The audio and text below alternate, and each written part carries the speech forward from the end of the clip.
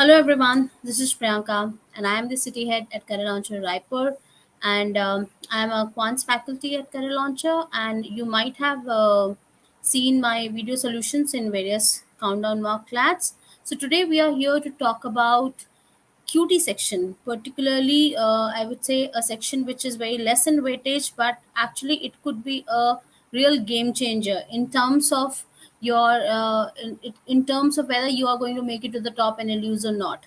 So that's why we have named our session it's quantitative techniques, the hidden gem, something which most of the people are actually overlooking, are not paying enough attention, or rather they're not even looking at whether we can score at least 5 marks in this section. Or this year, in fact, some of people have also scored more as good as like 15 marks, complete 15 marks in this particular section. So we'll see how to go about it, but before that, let us first see what is the agenda of the session. So we are going to look at what is the role of QT in terms of the CLAT paper, how has QT has been has how it has been asked in terms of what kind of questions have been asked in the last three editions of the new CLAT pattern, that is in 2020, 21, and 22. What kind of questions came from what topics, and were they difficult, were they easy, those kind of things. We will also look at like what stops majority of you of actually scoring as good as like 8 to 10 marks in this particular section, which I personally feel is very much manageable. We would look at what topics are essential to cover in terms of when we say that what kind of maths needs to be done for CLAT. Do I need to cover the entire mathematics, or do I need to cover a certain portion of it which enables you to get a 5 plus kind of a score in CLAT? And of course few fundamentals or the building blocks which are going to help you excel in this particular section. So this is going to be the agenda for this particular session. Let's get started. So when we look at what is being mentioned on the consortium websites, or what has been the structure in which maths has been asked in this particular paper. Now we know the structure is very clear. We will be asked questions, 15 questions distributed across three sets, carrying 15 marks. And this is what is being mentioned on the CLAT official CLAT website, that it will include, see, you just look at the the things that I've highlighted: derive, infer, and manipulate numerical information set out in such passages, graphs, or other representations. Now, what are the passages? You can see above that the quantitative section of the UG CLAT will include short set of facts or propositions, which could be in graphs. Textual data could be there, as you would have seen. Caselets are nothing but data given in form of a text, or line graph, bar graph, or pie charts is data given to us in a pictorial representation, and which is followed by a series of questions which we need to answer based on the given on the given information. Now, the consortium categorically says that you need to be equipped with class 10th standard mathematical operations. Okay, so they're not asking you that you should be good in terms of what we call it as higher maths, or maths that is being asked in the class 11th or 12th. They're looking at maths till class 10th, because everyone has studied maths till class 10th. Every board has maths as a compulsory subject till class 10th. Post that, then people go for humanities or commerce, or the science sites or something. So जो topics desired है वो आप class 10 तक already पढ़ चुके होते हो. Very few simple basic topics like percentages, ratio proportion, or algebra. Mensuration is something you would have studied, and basic stats also you have studied till class 10. So this is the language on the official CLAT website. So some of you might say that algebra is not a part of CLAT, mensuration is not a part of CLAT, or statistics is not a part of CLAT, but it is. These words are there on the consortium's website when they have defined the syllabus for the QT section. Now, if we look at the previous CLAT editions, specifically CLAT 2020 was the first CLAT which happened in the new format. So where there were three sets, and one was on DI, one was on geometry, and one was on mensuration. So geometry and mensurations were, you could call it as, they were real stumper. People were not expecting questions on geometry and mensuration, and not many people have actually done geometry or mensuration. While preparing for CLAT, they were more focused on arithmetic. So a lot of people who were not even equipped with the basics could not actually attempt that, specifically that geometry wala question. And DI was again not a simple DI, it was a bar graph mixed with some data on the ratio proportion. So all in all, we could say the CLAT 2020 was not a kind of comfortable paper in terms of the topics from where the questions were asked. However, the story changed thereafter. I would say CLAT 2021 was an altogether different, was has an altogether different avatar from CLAT 2020. So when 2021 happened, we had three simple caselets, all based on percentages.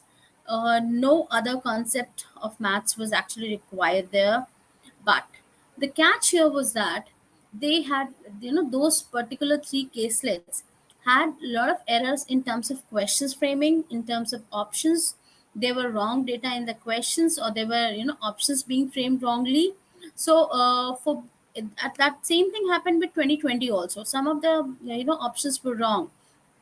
So for 2020 and 2021, uh, the QT section of CLAT was not error proof.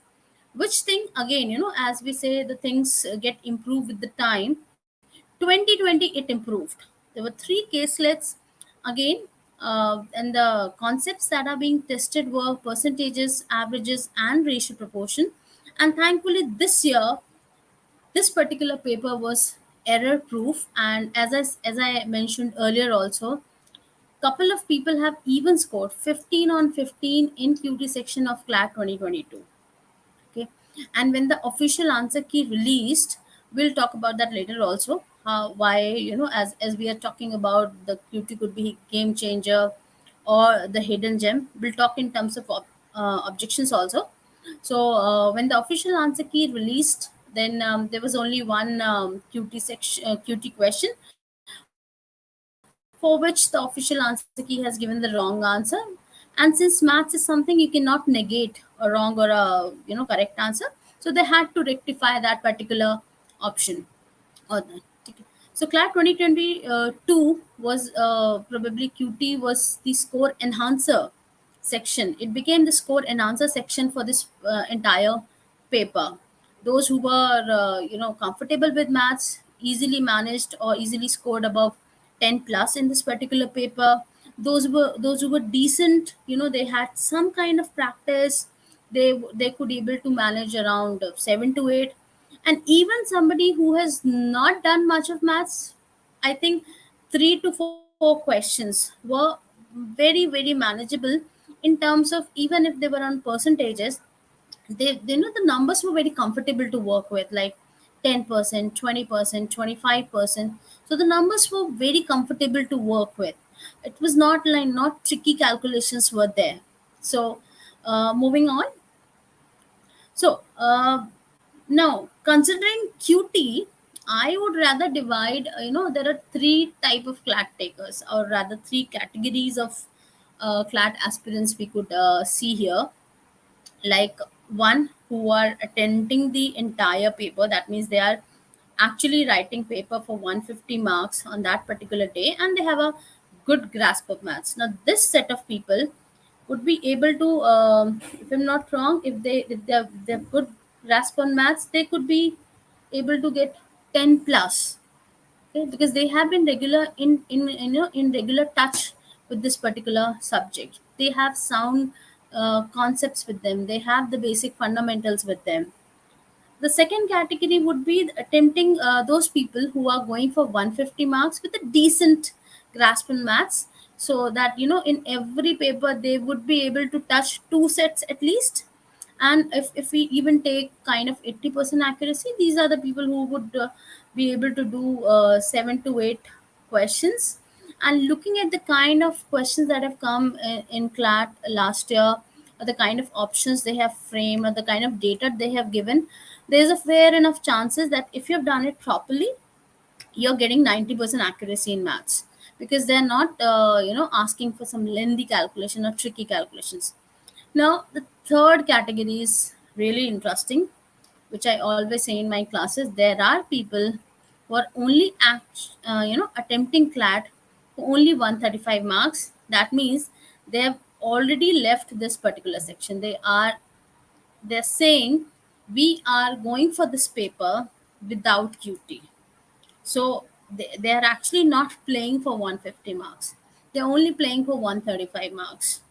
And that is where the entire problem lies, because if you're only attempting paper one for 135 marks, then how many questions you would be able to do? Probably, if you're very fast and 110, kind of a questions.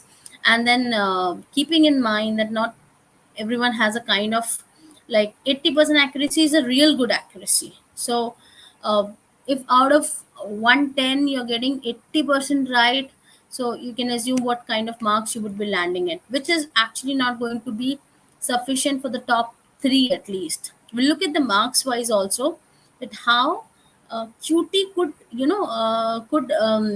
help you clear that barrier, or it can help you to cross that bridge, which can connect you with the top 3 or top 5 NLUs. Okay. So I want that most of you should come to the category 1 or category 2, not definitely somebody who's writing this paper for 135 marks. You should be attempting this paper for the entire 150 marks. What you need to decide, whether you're going for kind of a 10 plus kind of attempts, or you're going for a 7 8 kind of attempts. Okay. Now, as I said, when we look at the marks wise things, and where QT could play a decisive role in terms of deciding your NLU. Now, if we know the structure of the paper, English 30 questions, suggested time, we usually say it should be around 25 minutes. Now, I've taken kind of two probable score. On the minimum side, 20 is something desired in English, or if you're good in English, then probably you would be able to make it to 22 kind of a score. Keeping in mind you're solving 90% of questions in that particular section and having an 80% accuracy. So what I've kept in mind, that your attempt percentage is 90 percentage, and your accuracy percentage is 80%. Okay. So keeping in that in mind, I'm keeping on the lower end probable score is 20, and the higher end probable score is 22. Same goes with GK 35 questions. Suggested time is 10 to 15 minutes. If you're taking 10 minutes in GK, then you can increase your 5 minutes to legal. So 10 minutes in GK and 40 minutes in legal is one combination, or 15 minutes in GK and 35 minutes in legal is another combination. So on the lower end, what you should score, or what you should be looking at to score, is 20 in GK, or on the higher end, it could be 24 to 25. In legal, number of questions 40. As I said, suggested time would depend how much time you're spending in GK. If you're taking lesser time in GK, you can spend more time in legal, and if you're taking more time in GK, probably that particular time has to be cut down from legal. So on the lower end, the probable score is 30, and on the higher end, it could be somewhere 30 to 33. Logical reasoning, again 30 questions, 25 minutes. On the lower end, 18, and the probable on the higher end, it should be 22. This year, for this particular CLAT 2022, LR seemed to be a tricky. This year, it was a tricky section. On the first what do you call it, first glimpse, it didn't seem so. When you come out of the exam hall, you felt yes, ये section बहुत अच्छा गया है. But when you've actually gone back and looked at the questions, the options were very confusing. There were only around 8 9 kind of questions which were very direct, where you can clearly identify, okay, this is the answer. For most of the questions, what happened was that you need to actually go back to passage multiple times in terms to in order to confirm your answer. So I could say there were multiple references which were required in LR this year. And when the official answer key was released, there were quite a many objections that have been raised in LR this year. But unfortunately, none of those objections was actually considered by consortium. So there was only one objection in QT, and as I said, QT is like very objective. It's if you know you have done it correctly, you know the method, then you can definitely take a stand. Okay, this is the answer. So the consortium cannot defend a wrong answer in QT. So they actually considered that objection, and the answer key was changed. Now QT, the number of questions is 15, so would require kind of 15 minutes, but never on the higher side. Don't give it like more than 17 to 18 minutes. We would also discuss like how to go about QT. Should we go it in one go, or how do we split it up? Now, if we take our probable score on the lower side as 88, or on the higher side as 100, and I've kept scores in QT as blank. So no, this year, if you would know, at a score of around 90, it was kind of close to all in rank 450 or something. That means top 4 5 NLUs gone at 90 marks. For NLS, the cutoff was around 104. For NALSA, the cutoff was around 100. So if you're getting these kind of scores in the rest of the four sections, and if you want to make it to NLS, you would still need some kind of support from QT here. And at 88, if you want to make it to the top three, probably Bhopal, Gandhinagar, or Jodhpur, you would still need some marks from here. So even if you have like five here, this score could be 93, or if you have five here, this score could be 95. And I'm taking five as a minimum, as I'm only taking one set. So as I said, this is this, and one set is something which is manageable by most of you. I would say all of you, provided you play your cards right, because all of you have gone through your class 10th, and we are talking about class 10th maths here, which is not very difficult. All you need to have a proper plan, that how are you going to approach, or how are you going to prepare for QT in terms of your CLAT paper. Thing is that we do not have a proper plan. Most of you do not have a proper plan, as in how to approach or how to prepare this particular section. So there's a certain chronology that needs to be followed. You cannot start with time, speed, distance, or time in work. You need to start with a certain chapter. Okay, then there are certain chapters which are bundled up. That means they require the similar kind of concepts. Okay, so I'll discuss that when I'm going to discuss the syllabus.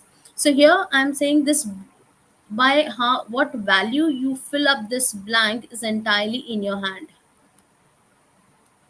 And I've only taken two scenarios.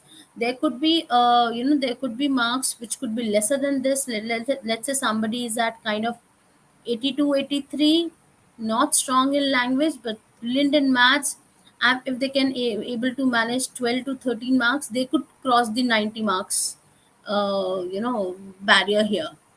So it's again, you need, if maths is your strength, play it well, play it on make it your on the strongest side. If it's decent, fine. Look for an at least halfway mark out of 15. Can I get around 7 to 8? Because that 7 to 8 marks could be very crucial in terms of deciding my rank, in terms of deciding my NLU, and also at times it could take off the pressure that I'm putting on another sections. Okay, so let's say GK doesn't come up to your expectation. We are saying 24 on the higher side, but it all depends on what comes in CLAT paper. Have you read that or not? Has it came under your preparation radar or not? If it hasn't, then probably that particular, those five sets of question are gone at like a kind of one go. That's where QT would help you in balancing. Let's say any of the section is very tricky, does not come up to your expectation.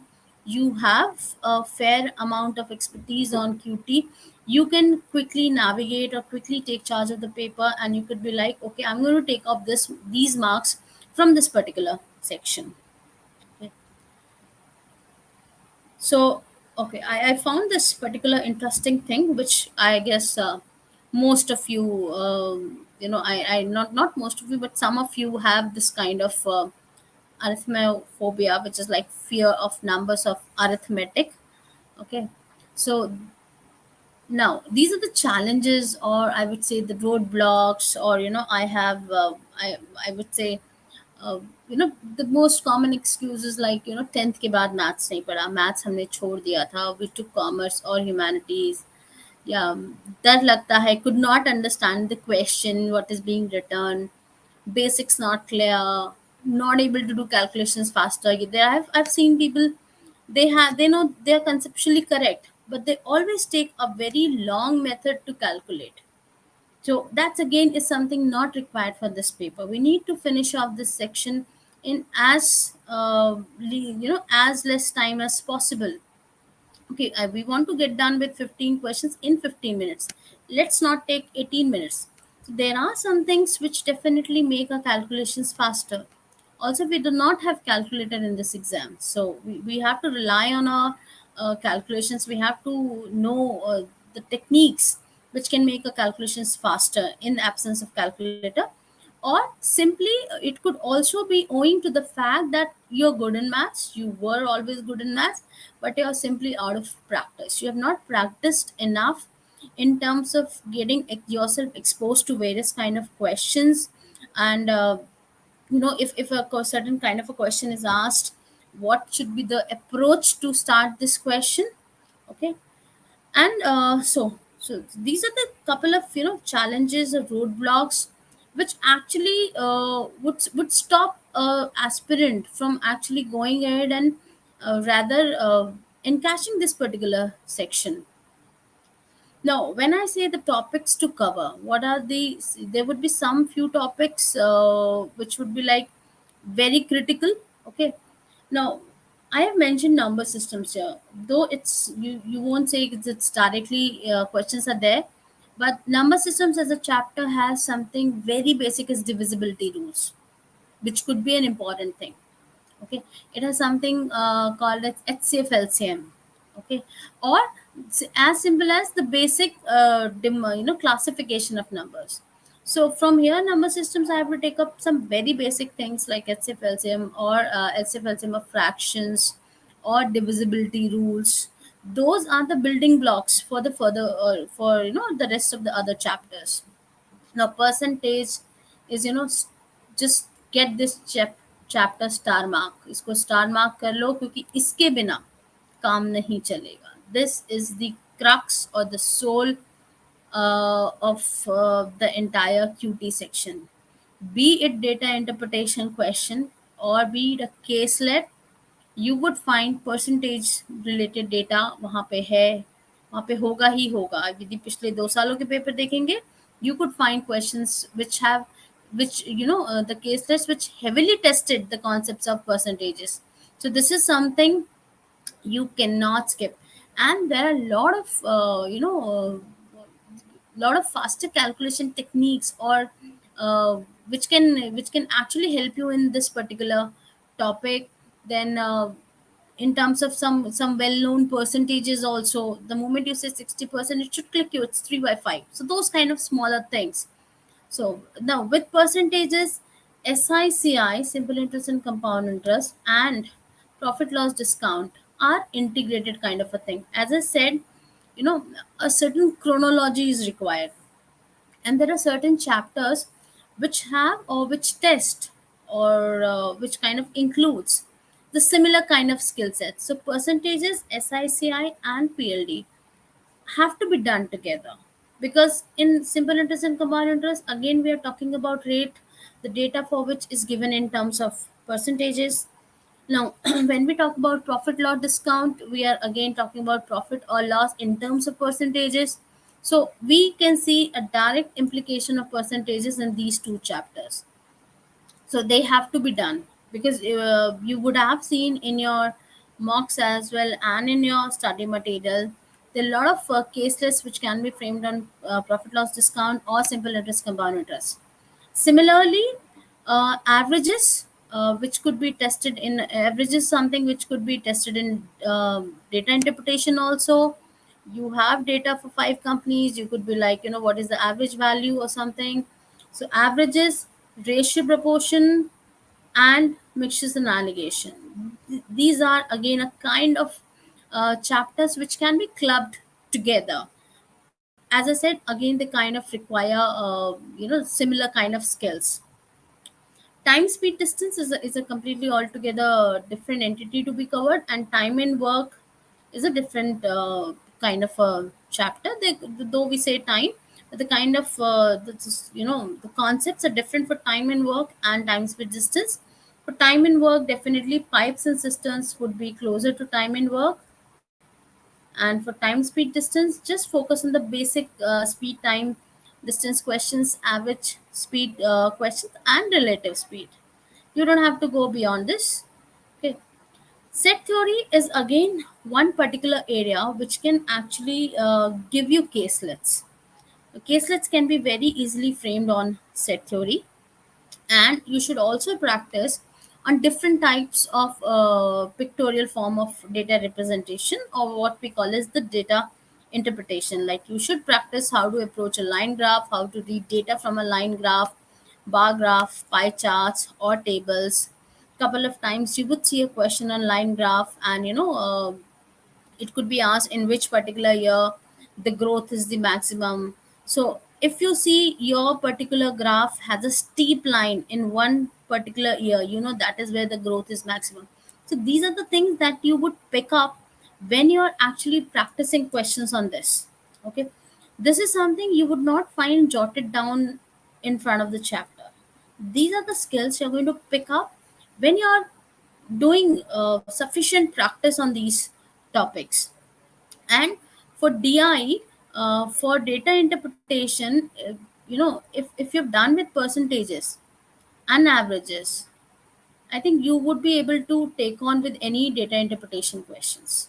Because in most of DI questions, the data has been given in the pictorial format, and the questions that are being framed, that what is the percentage increase or decrease, this value is how much percentage more than or less than another value, which is again a kind of extension of the percentages, or what is the average of production for last 5 years or something. So averages and percentages, if you're done through, you can start practicing data interpretation questions.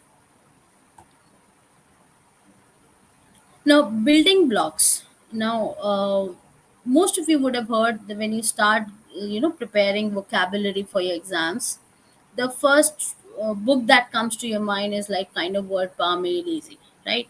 Or when you go for, strengthening your verbal logic, you kind of go for, okay, you go for M.K. Pandya, kind of that book, or your whatever material you're referring. Okay.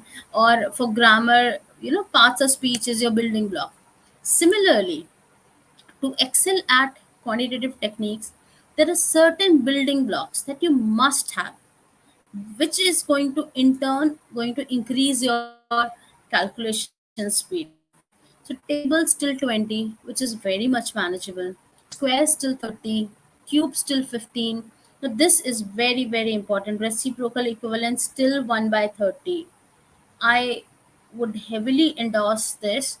And those of you who have seen the mock solutions that I've been, creating, you would have seen I have used reciprocal equivalence very extensively. What do I mean by reciprocal equivalence? It's as simple as that. If it's 1/9, I know it's 11.11. I'm going to translate 1/9 into percentage. This is actually 100/9. 100/9 is 11.11. So I don't have to spend time in the question paper to do this. Or if it's like 100/15,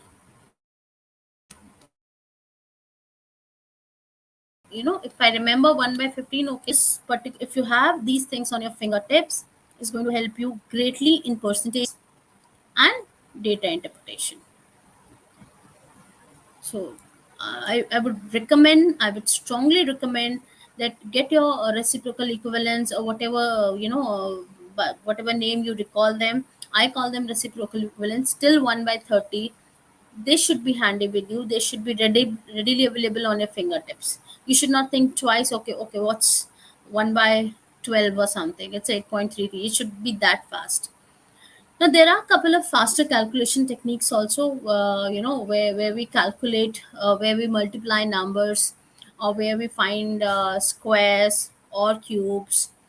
Okay, and then so those faster calculation techniques, as the techniques as simple as digit sum or the unit digit, these all these techniques can actually help you in sometimes in eliminating an option. Okay, by identify, for example, if I say I have in some question I'm landing up to this calculation, and there are four options, and 7 into 6 should end in a 2. So if there are two options which does not end in 2, just discard them. Only work for the those options which actually end in 2. These are the smaller things, as I said, you will pick up when you're actually consistent, or when you're actually regular in terms of your QT practice. An approximation method, again, that helps in eliminating options, or it actually saves us from going ahead and doing the entire calculation couple of times. Just by looking at the value, just by looking at the numerator and denominator, I can figure out, okay, where is actually my answer is going to land up. So these are your building blocks. Work on this. If you have not started working on QT so far, in the first week, this should be your the target, that I you need to work on these things. Now, as I said, a couple of things where we can use this. For example, the current, I'm taking few sample questions, or let me just take one. Let's say this one. Number of boys in a school is 360. Number of girls in 440. Number of boys is how much more or less than the number of girls? The difference is 80. Now, a lot of people get confused. What should be the denominator? The keyword is than.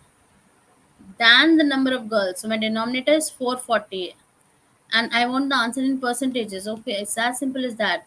Simplifying by 4, 2 by 11, 1 by 11 is 9.09%, 2 by 11 is going to be 18.18. I'm not doing the calculation here. That's how these tricks can actually save your time. Or, you know, number of science books in a library is 574, total of 5330 books. What is the percentage of science books in the library? So this is my calculation. 574 upon 5330. I need to find out 574 5330 का क्या percentage है. Now I will not do the entire calculation. 5330, 10% of that happens to be 533. My numerator is more than this, so my answer is more than 10%. If I go for 1%, I'll add another 53.3. So it is 586.3. So my answer is between 10% and 11%. Okay. So if there's only one value between 10 and 11%, just go for that. You have actually not gone ahead and done the entire calculation. So there are a couple of more interesting things like that. So I will suggest put to practice, and these all things would come to you when you practice. Because these values, you won't have to make an effort to remember if you're regularly using them. Now, I would define the three P's are very critical to conquer maths or QT. One is patience. What I mean by patience here, for those who are just starting off or you would start off, is, it might happen that you would not understand on day one, but keep, just stay there. Keep practicing QT for at least 30 to 45 minutes every day. Might not happen on day one, might not happen on day two, but day three you will see some difference. See, the way you keep patience with your reading skills, the way you keep patience with your GK, the same way you need to keep some patience with your QT section also. So things would start reflecting once you give it some time. Now, perseverance is what I mean here is like, as I said, keep there, keep hanging on, don't lose hope. So, as I said, pick up a bunch of, topics like keep a target like percentages, SICI, profit loss discount.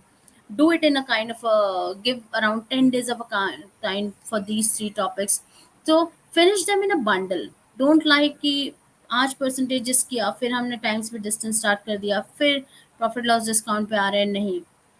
Or you need to be there, you need to be there to see the reflection of the changes. So आपको लगातार काम करते रहना होगा. If you're consistent, if you're persistent, you will get through it, it's all about, ultimately it all boils down to practice. Practice would help you in sharpening your tools, as in your faster calculations, your approximation techniques, certain few values. For example, the moment you say 3 by 8, it should strike you, okay, it is 37.5%. This will come with practice. You won't have to make an effort to remember this. So patience, be patient with this particular section. Perseverance, stay there as long as it's not, you could not see the difference. So आप लगे रहो, काम करते रहो, आपको difference दिखेगा. And practice to reduce your calculation time, to to have the faster calculations techniques at the back of your hand. And this all things will ultimately result to performance in CLAT. This would actually give you, it will depend on you whether you're coming into 5 to 8 kind of a marks in QT, or kind of 8 to 10, 11, or you're somebody who's going 11 to 12 plus. Okay, for all these category you'll require this. It's not that things are going to happen in one day. So we'll have to work on it. So, roadmap ahead. So, I would say who's just starting off, please cover the basic concepts by September end at least. So, the chapters that I've mentioned, and we've already left with kind of 40 days. 40 days should be kind of enough for covering the basics once. And then October, November, make sure that you're doing 3 to 4 QT sets every day, covering a wide variety of range. Meanwhile, you are also writing mocks kind of every weeks. You have your study material as well. You have a lot of caselets in your study material. You can also refer to the previous CLAT papers. Consortium is also releasing sample papers this year, so once they release you would also know what kind of questions they're kind of, they're kind of giving to you.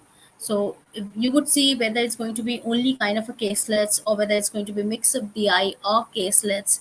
So just have a roadmap, have a plan. This week I'm going to cover these two chapters, okay, next week I'm going to cover these two chapters.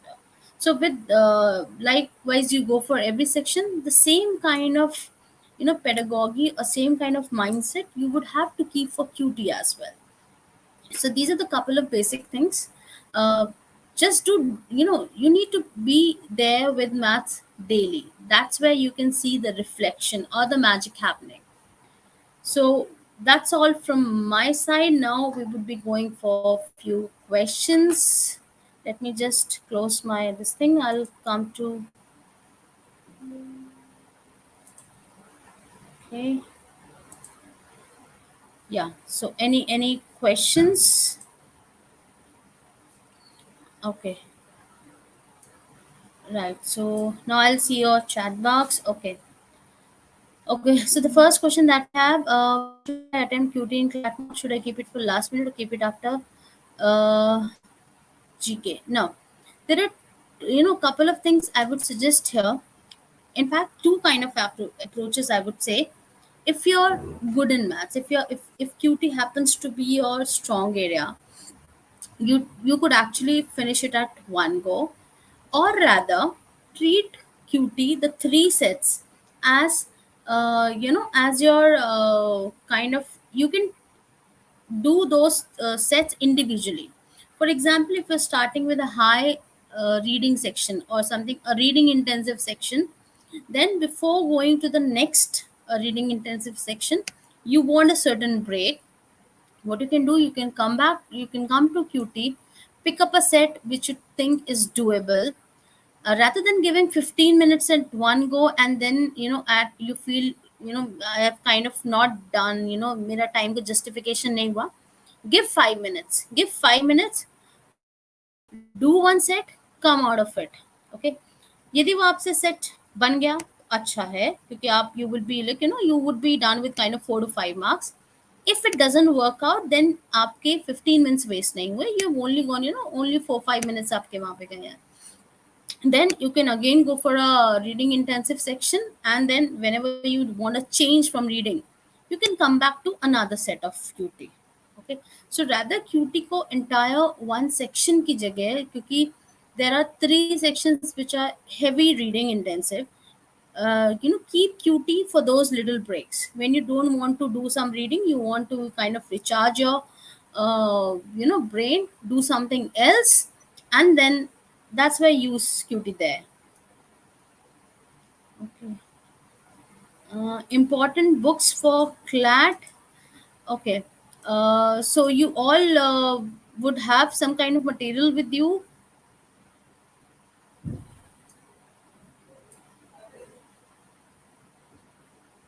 Okay. The important books for CLAT, I think any reference book which has the basic arithmetic. As you would have seen, we are not going very intensive in geometry or algebra. We are primarily covering arithmetic. So if you have material from anywhere, use that. If you don't have, pick up any reference book on competitive maths from market. Okay. So any more questions? I've started my math prep now, so can I score an average? Definitely. As I said, we are talking about 4 months, and lot many people have actually started your preparation now for CLAT 2023. So when you can work on reading, when you can work on GK, in those 4 months, you can definitely work on QT, because we are talking about a very limited domain here. We know we are going to talk about some roughly 8-9 chapters, very manageable if you're going with a plan. Just don't go haphazard. Go with the flow. Have a chronology. Okay, so that's going to help you there. Okay, Jinay, please make a video on techniques for faster calculation. Jinay, for sure, I'll try to do that, and I'll try to have some sessions on faster calculations.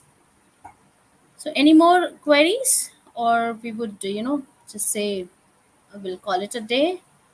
It has been great interacting with you all. So, thank you. Thanks a lot.